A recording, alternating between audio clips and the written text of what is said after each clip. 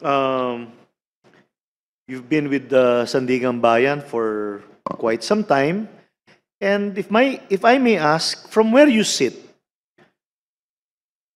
as Associate Justice of the Sandigan Bayan, how do you assess the effectiveness of the Ombudsman in prosecuting cases?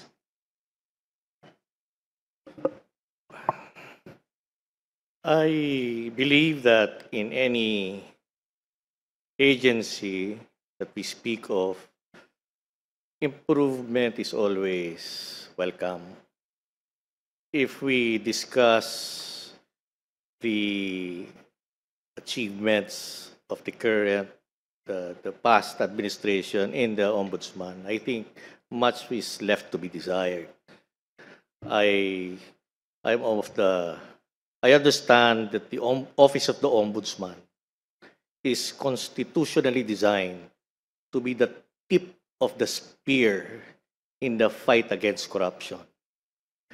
And to my mind, from the Sandigan Bayan's very limited perspective, from the performance of the Office of the Ombudsman in the last 7 years, improvement is indeed much can be improved, to say the very least.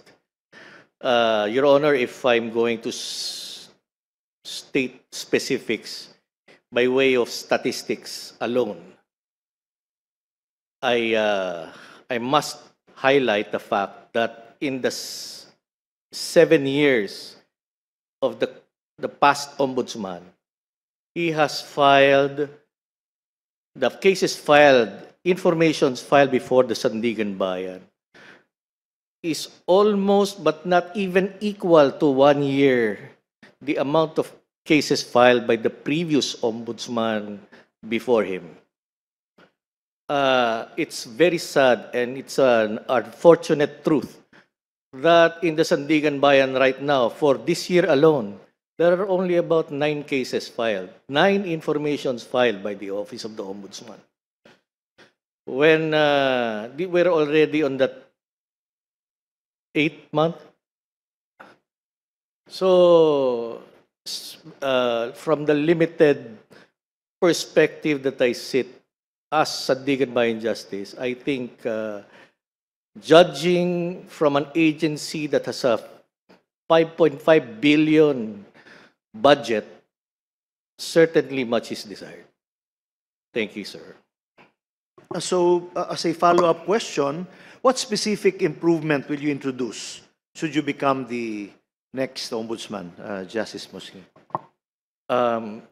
I firmly believe and I understand the constitutional mandate of the Office of the Ombudsman as protector of the people. Your Honor, I am mindful that there are only 2 instances in our very Constitution when the words, the phrase protector of the people was utilized by the framers and is now found in 1987 Constitution. First is referring to the Armed Forces of the Philippines, the AFP, as protector of the people in the state. And secondly, when it speaks of the Office of the Ombudsman and his deputies as protector of the people. So definitely, I believe that the Office of the Ombudsman has been underutilized and underfunctioning for the longest time. Definitely, the intervention that is necessary from the Office of the Ombudsman is not just prosecution and enforcement, but should heavily be functioning as a preventive arm of maladministration and governance. So, if you talk about reforms, I stated in my plan of action that I will revive the resident ombudsman program. I will engage organic ombudsman personnel to perform those functions. And I will reach out to the Integrated Bar of the Philippines to deputize certain officers within the, as may be allowed by law. Because the ombudsman can act through representatives and through deputies. And easily, all government lawyers are bona fide members of the, in good standing of the Integrated Bar of the Philippines. So among many other interventions as laid down in my plan of action, sir, those are top of mind when, if in the event that I am fortunate enough to land that position po. In 2021, Justice Musngi, Ombudsman Martires proposed criminal penalties, including imprisonment or fines, for anyone asking or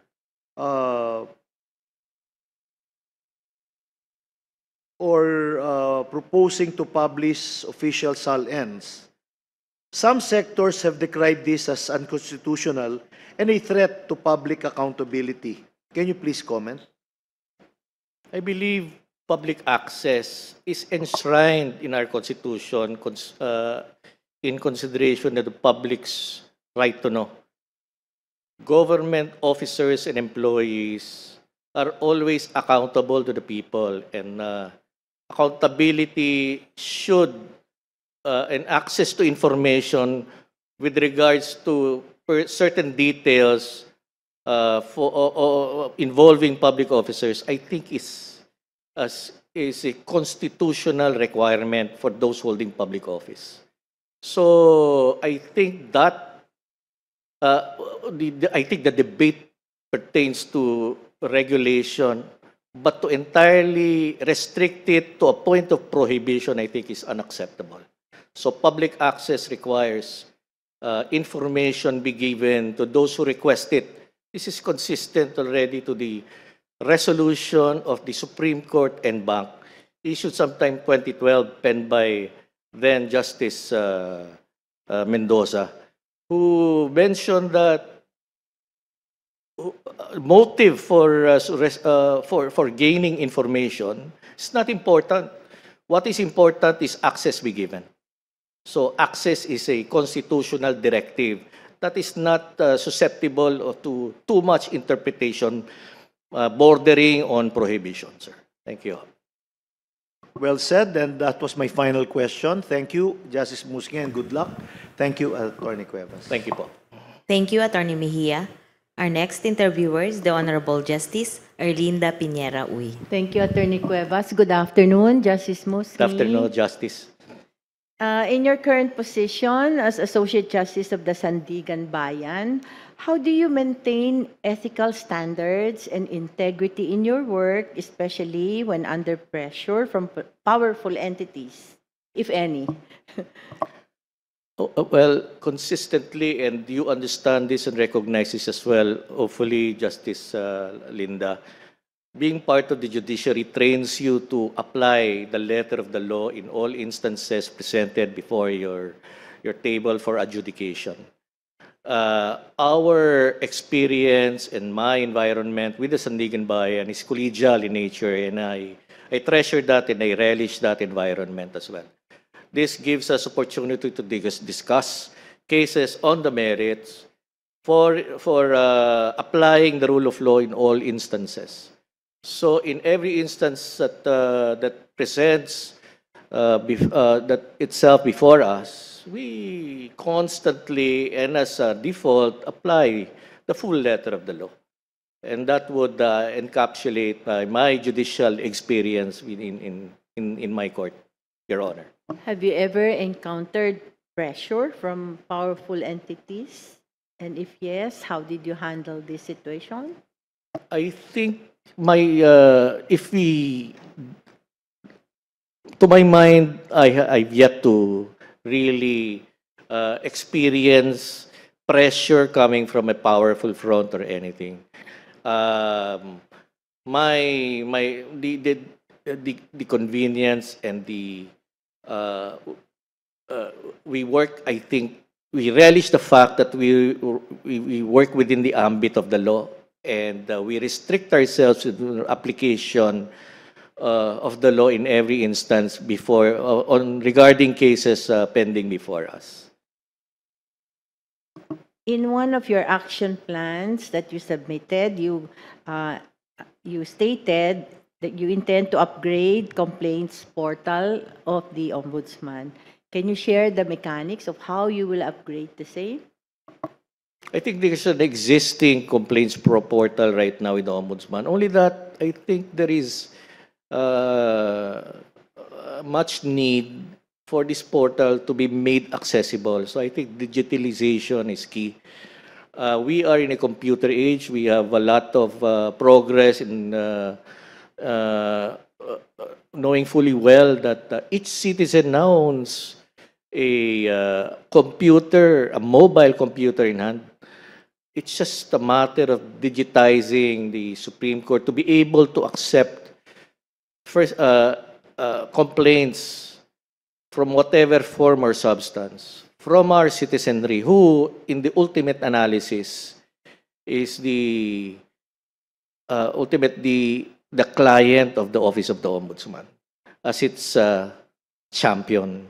You know, we have Supreme Court cases saying that the Office of the Ombudsman is the champion of the people. So we should be able to serve their needs with specificity and effectiveness and efficiency. And one clear way is really to digitize our platform, our systems, to be able to receive those complaints and act on them promptly and fittingly, Your Honor. You did mention that your predecessor filed only how many percent of cases within the 7-year period compared to the previous? If I may just cite, so I don't, I am not quoted incorrectly.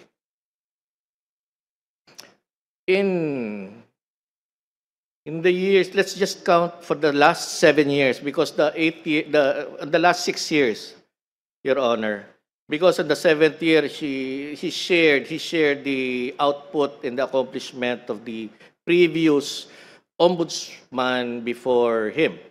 So in starting from 2019, he filed 174 informations.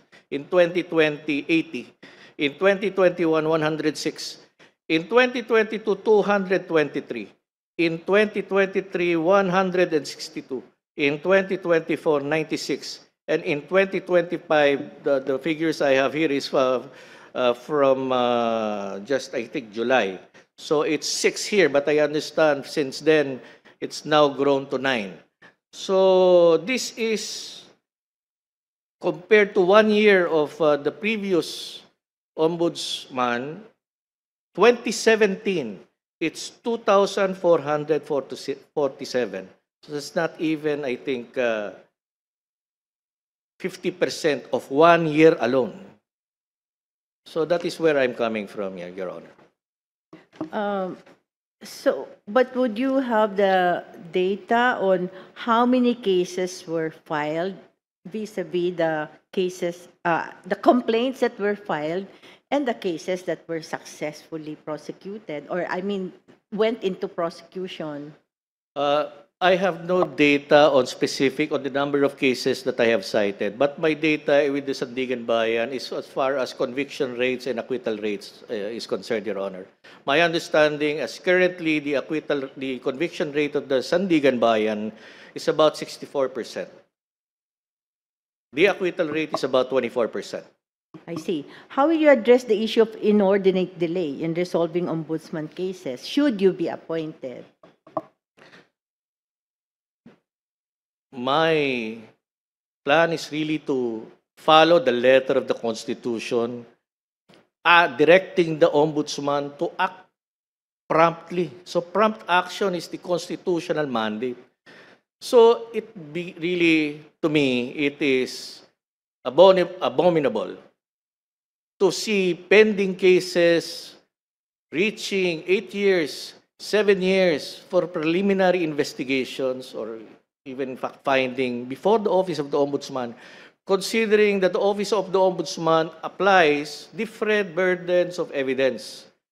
For administrative cases, it is only substantial evidence. For preliminary injunction, it is only probable cause. So, to my mind, this is unacceptable. I think You should follow the Constitution when it commands you to act promptly and inform the complainants of what happened to your complaint.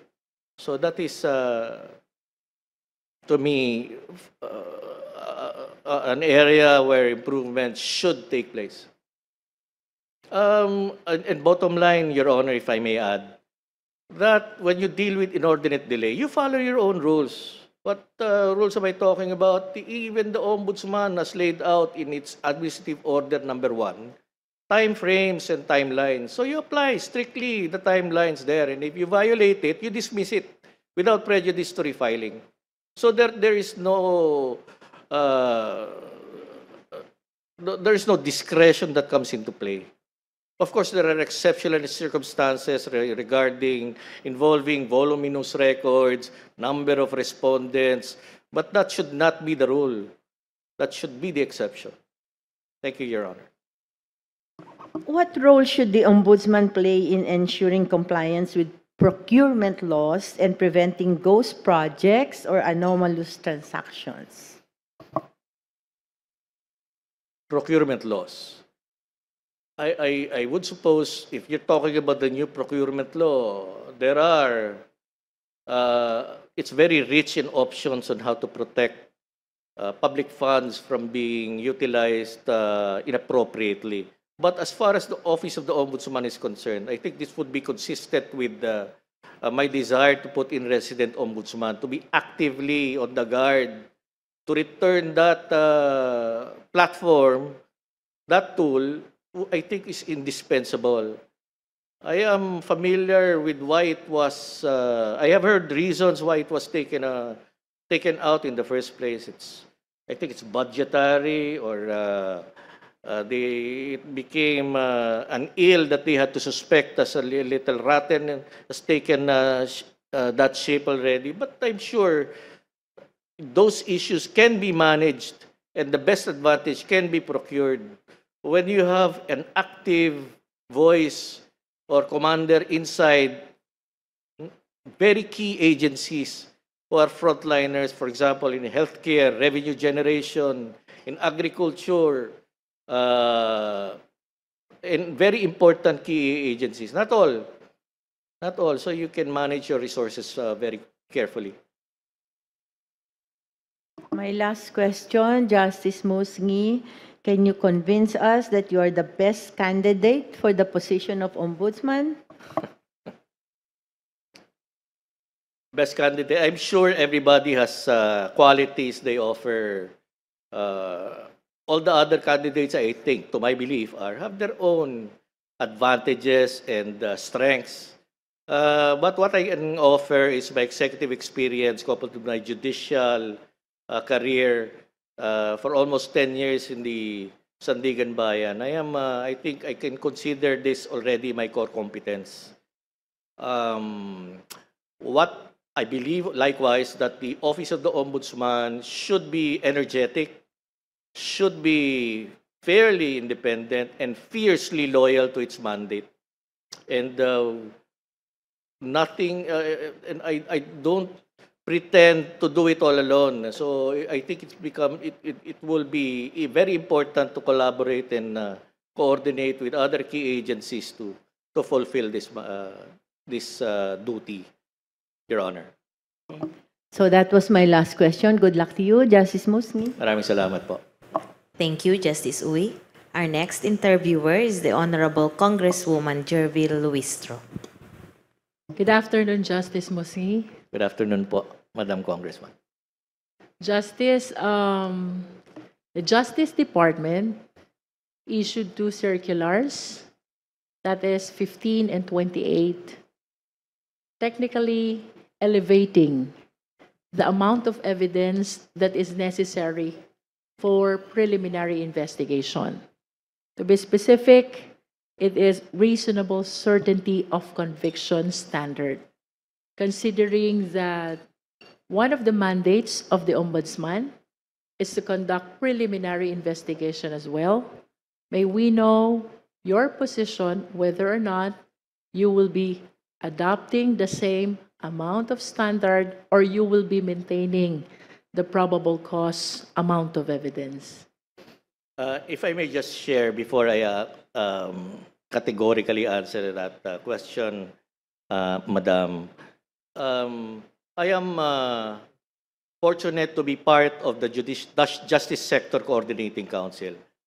That's why it gives me familiarity how that evolved to be a decision from the Secretary of Justice to come out with lifting the benchmark for filing of cases before, initially in the Metropolitan Trial Court level and then with the Regional Trial Court level, from probable cause to reasonable certainty of conviction.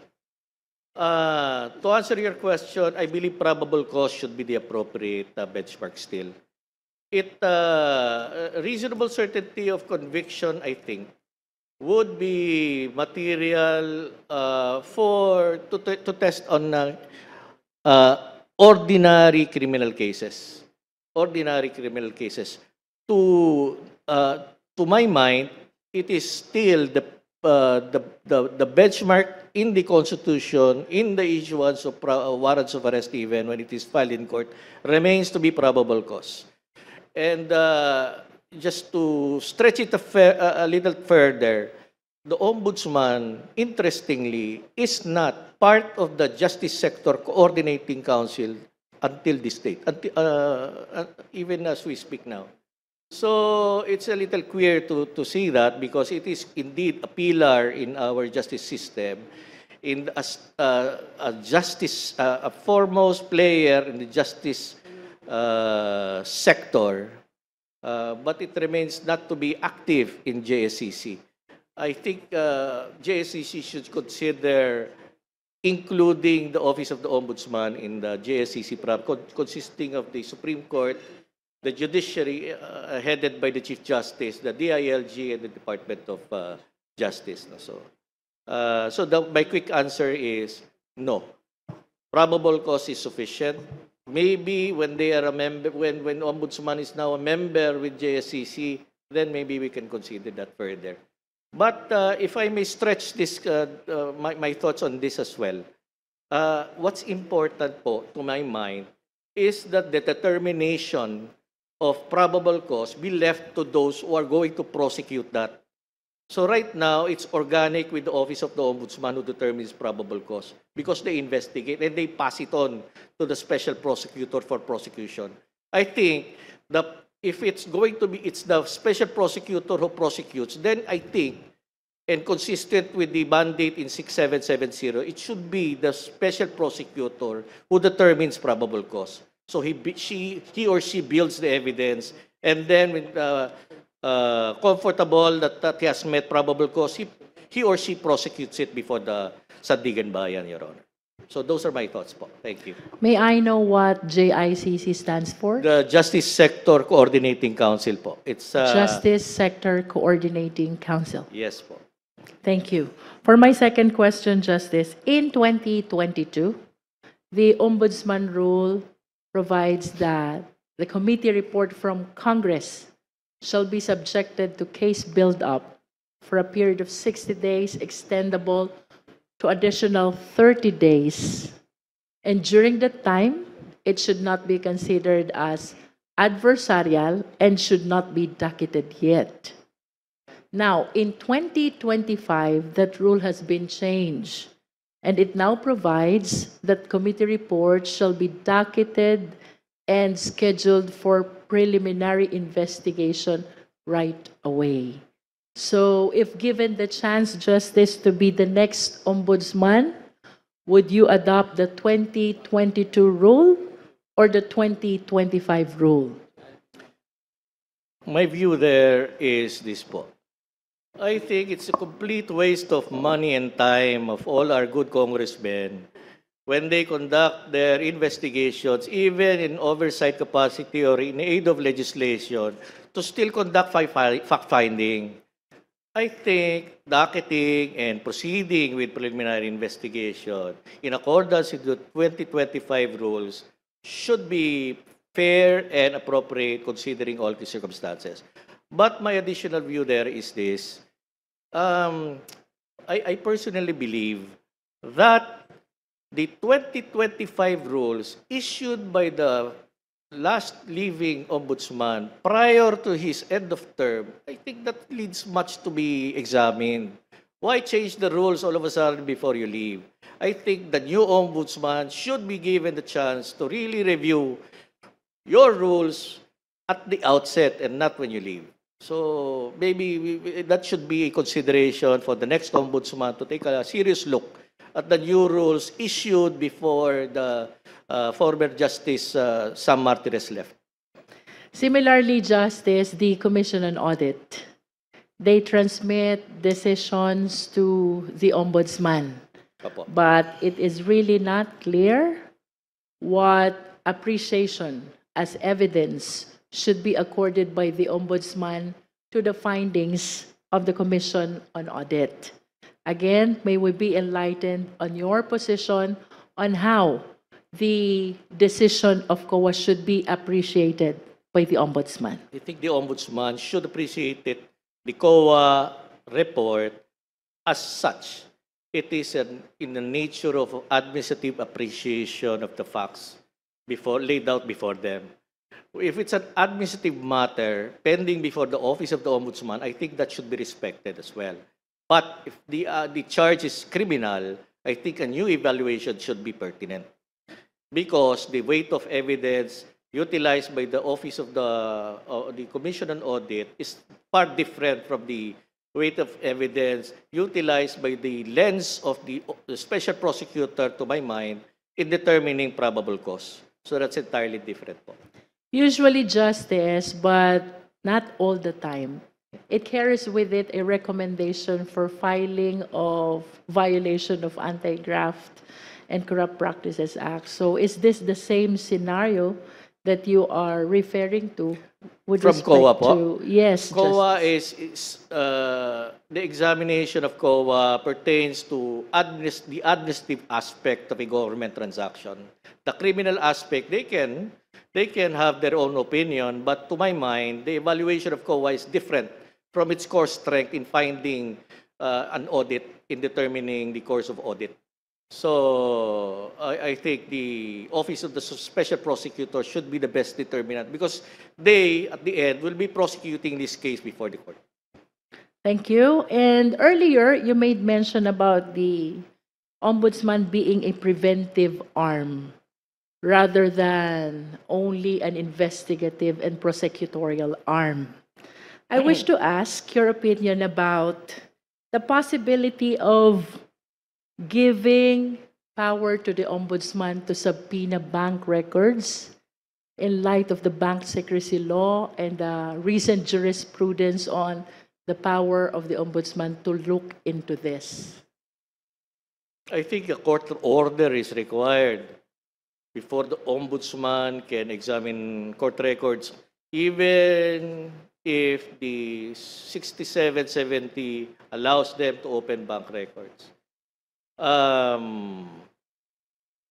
If I'm asked what my opinion is of that, I think that entails legislation, because you have entirely a different sphere of interest when you talk about bank secrecy.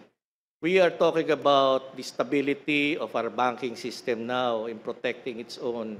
This is a highly technical and economic framework that you have to understand now, and where the legislators are coming from in the enactment of bank secrecy laws.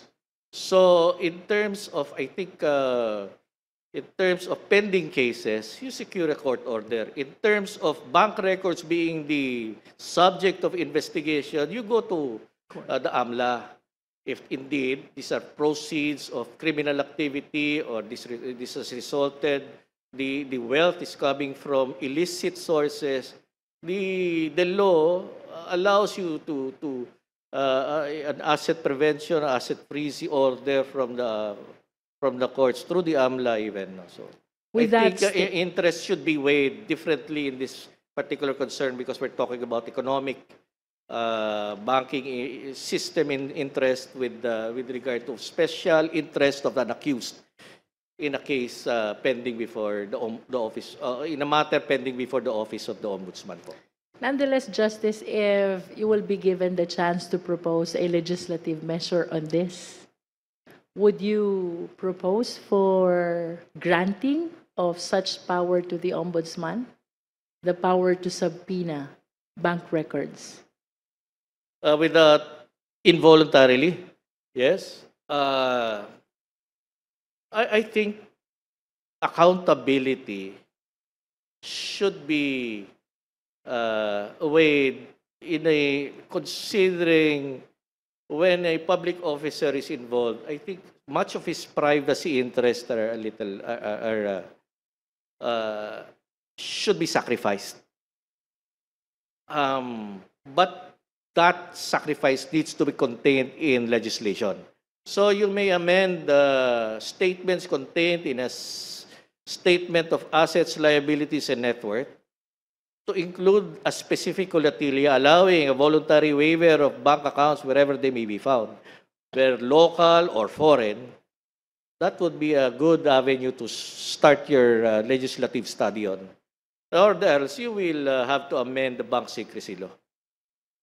Justice, with regards to the AMLA's power to issue a freeze order or to initiate the issuance by the court of the freeze order, would you advocate as well, as part of your context of being a preventive arm, that Ombudsman be given a power to issue freeze order? No, I think the AMLA powers are sufficient in that respect. Again, Ombudsman has very broad powers in its arsenal already. But Ombudsman cannot do it alone, and it needs to collaborate and cooperate with other agencies and share this responsibility with other sectors or agencies with the same kindred interest. So I think we are ably protected by AMLA for now, including our financial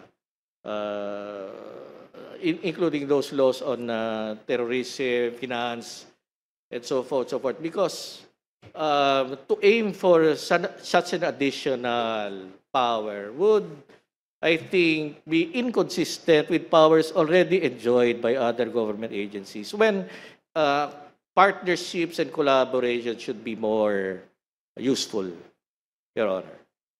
Justice, we've seen a lot of occasions when star witnesses, vital witnesses are recanting their own testimony. And these are sensational cases. So, from a perspective of an aspiring ombudsman, aspirant for the position of the ombudsman, how do you appreciate the current witness protection mechanism of our government? It's, from my understanding, it's very limited, but I understand this Department of Justice has full control with the witness protection program of the existing witness protection program of government. I'm of the view that it should be fortified by new legislation. The easy example is the Whistleblowers Act. But I think we should always also consider adopting the quitam method or format in the United States, where civil actions can be commenced by any person who are familiar and are informed directly of instances where government money or property has been embezzled or taken or appropriated by government personnel. So I've read through somewhere that the quitam cases model is giving incentives to citizens who are personally informed of such incidents or eventualities, and they can come forward and file civil actions for recovery of those stolen in the United States. So that can be looked upon, Madam Congresswoman. For my last question, Justice, I understand that the Sandigan is a collegial body. You act as one of the magistrates in a collegial body type of system. Opo. How do you envision yourself to becoming the next ombudsman who will administer justice, you alone as the magistrate? I will not consider myself acting singularly or exclusively.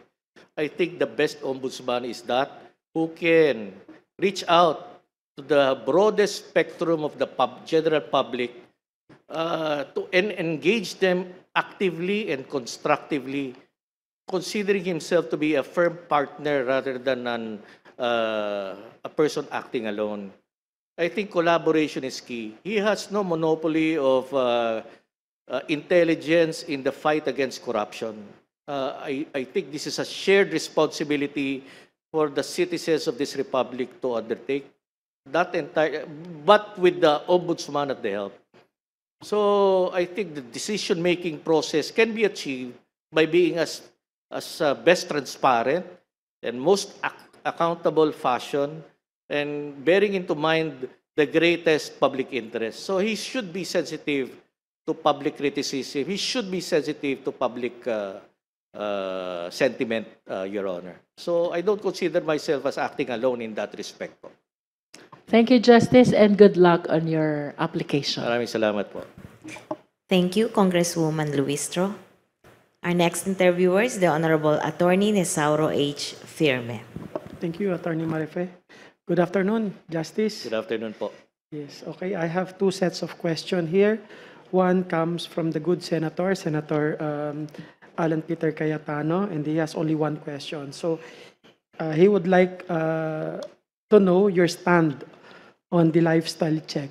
I'm sure you have heard that news lately, recently, about the lifestyle check among all government officials. What is your take on that? Well, lifestyle check is indeed a powerful tool to assess whether or not, as to find indices where actual corruption has already transpired. It is a tool where you can find, strictly speaking, the application of 6713, 3019, or even the old law 1379 for features, for both criminal and administrative actions to be commenced. But it entails a process. You find, if I'm going to describe it, you find a key government agency where corruption is perceivedly rampant, and you look for leaders there where, specific individuals who you should determine to be subjects of an inquiry involving their current lifestyle. It's a tool. But to my mind, sir, this is my personal belief, that's post facto. That occurs after the fact, when you should be at the forefront of preventing corruption already. But post facto, parang naghahanap ka na ng galis after the sugat. So it's a very difficult process. It will entail a lot of effort and a lot of resources. And the bottom line is, you are indeed serving the constitutional mandate of making all public officers accountable, and they should lead modest lives. So I think that's the anchor, modesty in living. But to my mind, hindi ho bawal yumaman sa gobyerno. Hindi ho bawal hindi ho bawal ang maging mayaman sa Pilipinas. Bawal ho ang magkamal ng kayamanan sa pamamagitan ng pag-abuso sa posisyon mo sa gobyerno, sa pag-abuso sa iyong katungkulan at influence para makalamang ka. Yun ang pinagbaigpit at pinagbabawal. So lifestyle checks, I agree, but under specific guidelines and for specific results. And not to spend too much energy on that, I think should be key. Because you'll be wasting a lot of resources just finding, so this effort should not be construed as a witch hunt, Your Honor. Okay, I'll ask Justice my own set of questions. So, number one, and by the way, I ask all these questions to all applicants, no? Just to fair with everyone. So, if appointed as the ombudsman, what can the stakeholders expect from you? Well, easily for now, at the outset, you will not be expecting, you'll find more energy coming from a new ombudsman if I'm chosen. I think that energy is very important at this time. It are in the at this stage of Philippine history.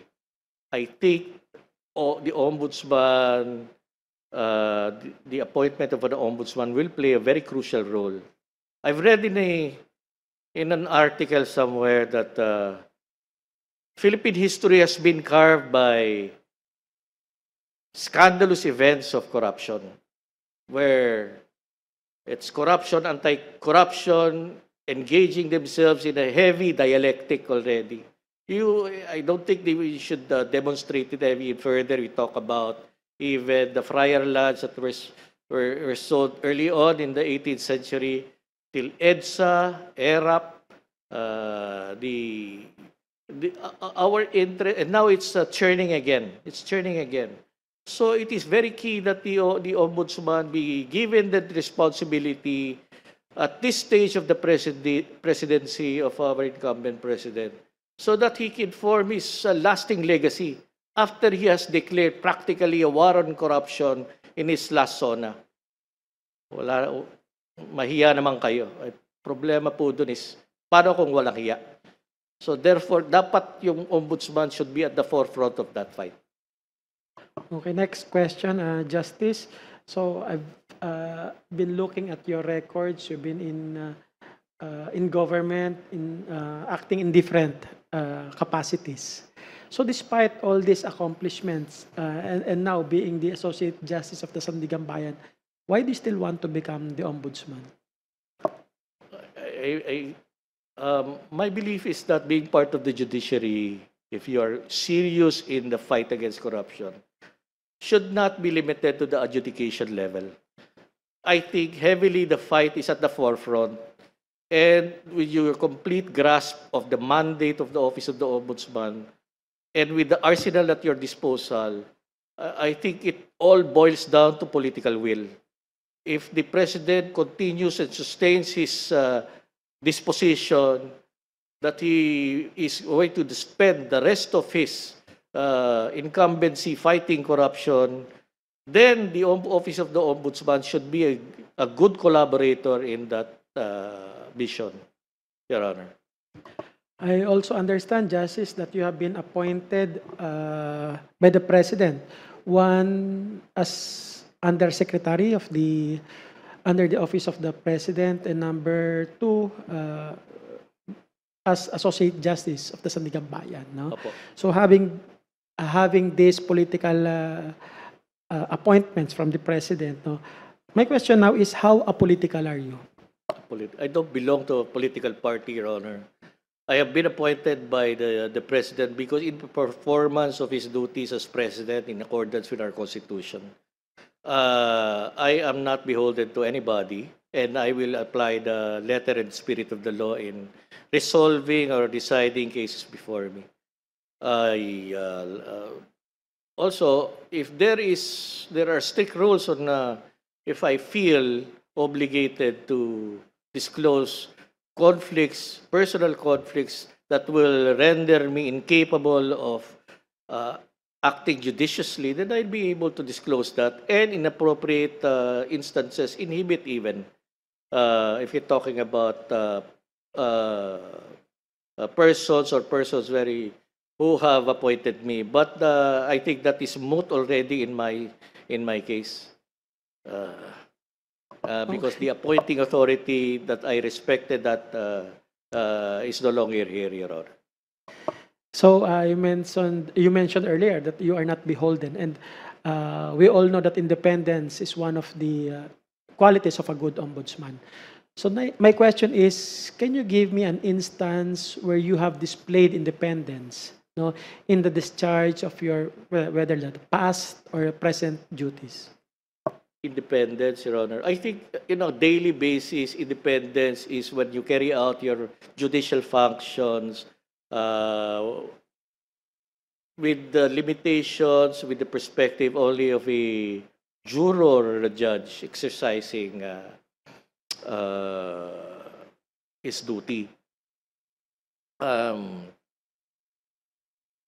Independence is free from any external pressure that would allow you to decide one way. I've yet, as I indicated earlier, I've yet to really see myself pressured as much to sway my judgment in one way or the other. And I relish the fact that collegiality is the character in our courts. So I am not alone in making my own decisions. I have been overruled, and I have experienced being as a minority jurist in certain decisions. So I rest with that thought, Your Honor. Yeah. And also, one of the qualities of a good ombudsman is the possession of integrity. So my question is, were there instances, or probably an instance, where your integrity was tested or put to test, and how did you navigate through that? Well, I don't know what you've been, where you are, Your Honors, when you were aged 24 years old. But at 24 years old, I was an accused in a homicide case. But before that, before the homicide case was filed against me, I was a student of law. I was, in fact, a senior law student in the Ateneo. On my second semester, I'm supposed to graduate. Then that incident happened where someone died. And at that time, the NBI director was my ninong. So there was a serious effort to approach me and telling me to say everything I know and point to certain individuals with the exchange that I will benefit, that I will not be included the respondent, I will not be included in the indictment, I will be allowed to graduate. But when I thought about it very meticulously, I decided against it, saying I cannot live with myself, knowing that I have gained, I have graduated from Ateneo, I will continue on with my life innocuously, I will not be blemished by this matter, deciding that I should face that case, being a student of law then at that time, and face the consequences. So I took it upon myself to decline that help and carry on with my life. I was removed from the Ateneo. The case became pending. I passed the bar, but I was not able to take my oath after 10 years. For 10 years.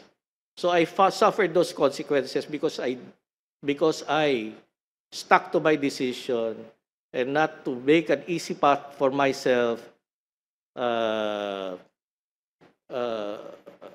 knowing that I will just, I cannot live with myself if I don't face that particular fight. I have full faith and confidence that I was innocent. So my thinking then, very idealistic at that time, was, how can I suffer those consequences when I know I did nothing? Really, I drove the vehicle that brought certain people in an initiation site, and that's it. So how can I be convicted, knowing the full metal of the criminal law that I have learned? How could that be? So that, to my mind, I keep repeating that to myself as the ultimate test.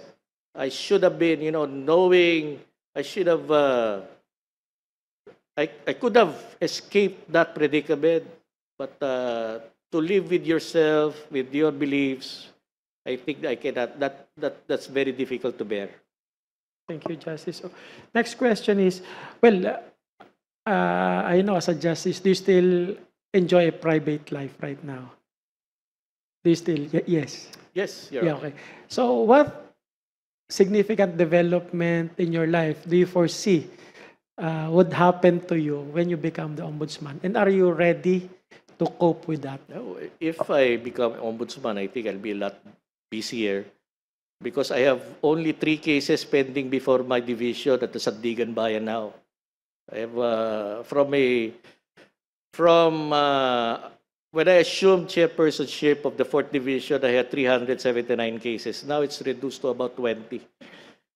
And these are dockets. So when you reduce that further to cluster the names of people versus X, I have only 4 cases pending in my division. So it's going to make me a lot more busy at the very least, Your Honor. And I will sacrifice a lot of my public life, private life, I think. And my family, I think, will have to understand that and bear that in the highest interest of service, Your Honor. How about having bodyguards with you? Are you comfortable with that? No, Your Honor. Well, if it's a necessary sacrifice, I'd have to take it and allow it. So as sabi natin, how much, I know you're in the ombudsman and you have received a lot of, probably there is already perception among justices of the Sandigan Bayan. So question is, how much value do you give to public perception? It's very important, Your Honor. I think trust and accountability are hallmarks of a good ombudsman. The cliche is public office is public trust. You are accountable at all times. And so your service is really focused on protecting your people, the public. So you should measure yourself against that standard always. That is the benchmark of your performance. If they're not happy, you are perceived to be incapable of leading your agency, maybe you should re-examine your propriety in staying in office. Okay. How about public criticisms? I'm sure you've been getting a lot of it. How do you handle them? Well, if it's constructive, Your Honor, I think you should lend an ear. And you should not be completely sensitive to public criticism. At the end, Your Honor, bottom line is, wala naman hong personalan yan. Trabaho lang ang tinutukoy ng taong bayan. And pupulaan ka kung mali ang ginagawa mo. At I think, in the same vein and in the same breath, they will praise you if you're doing all right. So let us assume, Justice, that's already 2029 and you are the new ombudsman. So in other words, tumawid ka na to the There's a new president. To the next president, and to the new administration.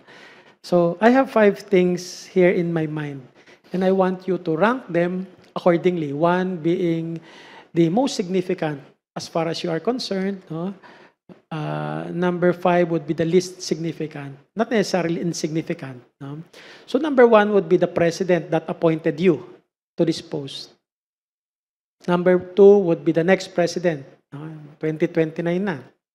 Number 3 would be the public, no? Including their perception. Number 4, and I know you have small kids, the safety of your family. And number 5 would be your personal goal, your mission to this country and to the office. So, if these are the items that I need to prioritize, I think my family's safety is foremost to my mind. Next would be the public, because indeed you are now the protector of the people. You should have the public in mind. I think my last priority would be my personal interest or my personal goal. So my appointing president and the new president will have to bear in the same level in the rung next to the public event. But that in the sense that their policies and their instructions would be considerations for the Office of the Ombudsman to consider and exercise independent judgment in carrying out, Your Honor. Also, Justice, I understand no, that there could be several public officials who would help you get this ombudsman post. No? So let us assume you got this ombudsman post. And these public officials who were instrumental in you getting this post and in you having been appointed to this post, no? They were confronted with cases. So would you file or prosecute cases against these persons who were instrumental to your appointment? The task of the ombudsman is heavily evidence-based. But if I suffer any inability to exercise unfettered judgment, then I will inhibit. I think that case can be resolved using in the merits without my discretion if it is so challenged, Your Honor. Last question, Justice. No? So we know that the term of the ombudsman would be 7 years. So what significant factor in your life would make you decide to quit the ombudsman post before your term ends? I have not even begun. I'm going to quit now. But Let us just assume. Okay. In fact, we were talking about 2029. All right. I think health reasons would be, I think, understandable. And I think it's a serious consideration if the public is clamoring for your resignation. I think that should be a matter you should be able to factor in when it comes to that, Your Honor. Thank you, Justice, and good luck. Thank you po. Maraming salamat po. Thank you, Attorney Firme. Our last interviewer is the Honorable Justice Jose Catral Mendoza. Good afternoon po. Thank you very much, Attorney Marife. Good afternoon, Justice. Just a few questions.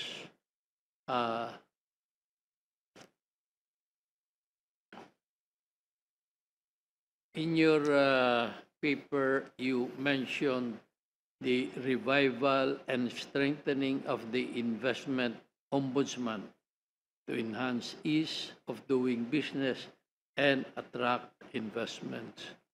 Justice, are you aware of Republic Act number 11032? This is pertaining to, Your Honor, the investment ombudsman?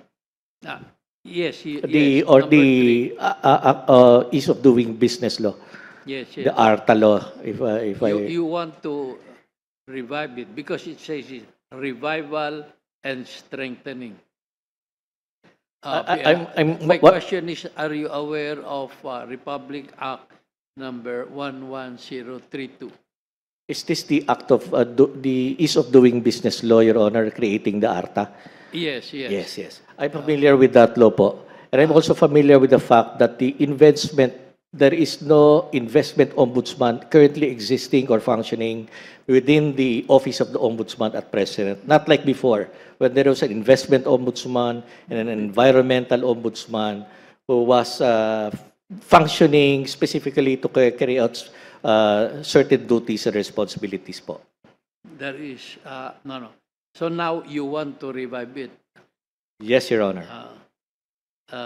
Will this not be a duplication of the work of the Central Business Portal under the ease of doing business? I think it's complementary, not Complementary. duplicitous, Your Honor, with all due respect.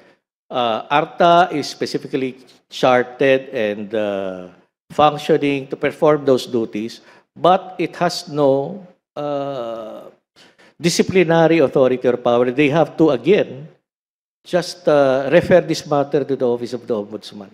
So it's, to my mind, beneficial if you have an investment ombudsman specifically tasked to coordinate with ARTA, with the agencies, Actually, it's under the DIC. po. The Central Business Portal Yes. is under the DIC Department. The ICT po. Yes, the ICT. Yes. I think the idea of the ICT is really centralizing those portals for agencies with specific mandates of agencies to be better performed. So in that sense, it's really collaborative, suppletory to what is now being established with the ICT, not only with the ARTA, but with all other agencies with the kindred duty of fighting corruption, Your Honor. Thank you very much, Justice. That would be all. Your excuse. Maraming salamat po, Your Honor.